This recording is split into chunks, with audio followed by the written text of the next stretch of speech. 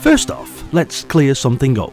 Nobody in this game is actually called Fernandez, and as far as I can tell, nobody really has to die either. The title feels more like a tabloid headline or some dodgy old war flick my dad would have sworn was a classic. But behind that shouty name is one of the more overlooked shooters on the Commodore 64.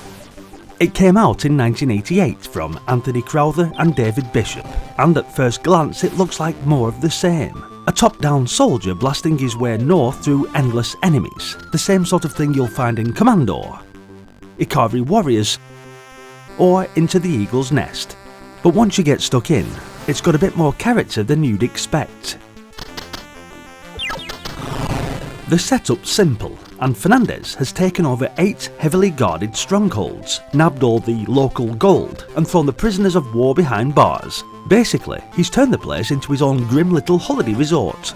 Your job is to start at the bottom of the map and fight your way upwards, mowing down anything stupid enough to get in your path.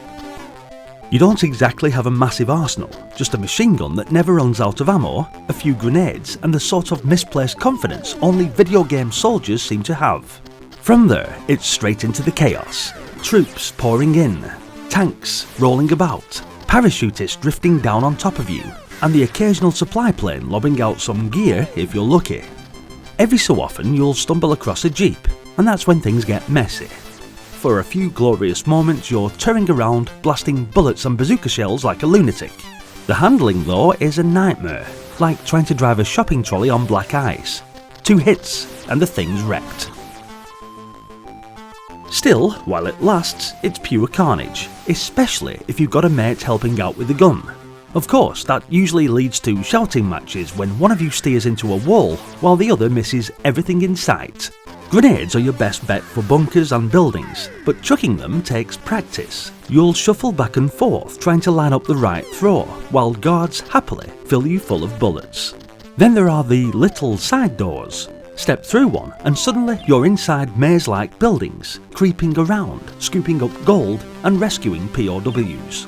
They slow the pace down a bit and give you something different to do between the big outdoor shootouts. Pick up enough loot and prisoners and the game rewards you with medals, proudly displayed on your stat screen. It doesn't really change anything, but it does make you feel like you're achieving more than just spraying bullets.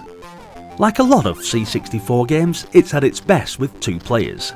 On your own it's still fun, but you feel the repetition more. With a friend though, the rough edges don't matter. Wonky jeep driving, grenade mishaps, endless waves of enemies, all of it just becomes part of the fun. Visually, it's unmistakably Antony Crowther. Sprites are nicely animated, the maps are busy, and the colour choices are, let's say, bold. That first level, with its headache-inducing blue and green mix, looks like it was designed mid-migraine. Later stages ease off a bit, but it's never exactly stylish. It does the job though, and keeps the screen full of life. It's not flawless though, as the grenades can be frustrating. Supply drops don't always land where you want, and sometimes the pace slows right down while you're wandering about hunting for that last item. And yeah, if you've played Commando or Eagle's Nest, you'll recognise the influences straight away. But the thing is, it never feels like a lazy copy. More like a remix, rough around the edges, but with its own energy. Then there's the Amiga version. On the surface, it's the slicker sibling, sharper graphics, smoother scrolling, tidier sound. It looks like the C64 version after a trip to the barbers and a shopping spree. Trouble is, in cleaning it up, it lost some of the bite. On the Amiga, everything feels a bit too polished. The C64 original might be scrappier, but it's also faster, rawer, and somehow more satisfying. Personally, I'd pick the 8-bit version every time. Fernandez Must Die was never a revolution. It didn't try to reinvent the genre, but what it did deliver was a loud, frantic slice of top-down carnage that's way better than its reputation suggests. It's messy, full of surprises, and just daft enough to stick in your memory. Play it solo and it's a solid challenge. Play it with a mate and it turns into a chaotic, shout-filled laugh. Fernandez himself might not actually die, but you'll have a bloody good time giving it your best shot.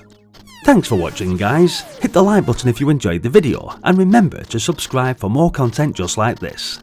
Check out the various playlists on the channel for more Commodore Amiga or Commodore 64 titles, and maybe stick around as there's another one coming up right now. Hopefully, I'll see you all in the next one. Until then, bye for now.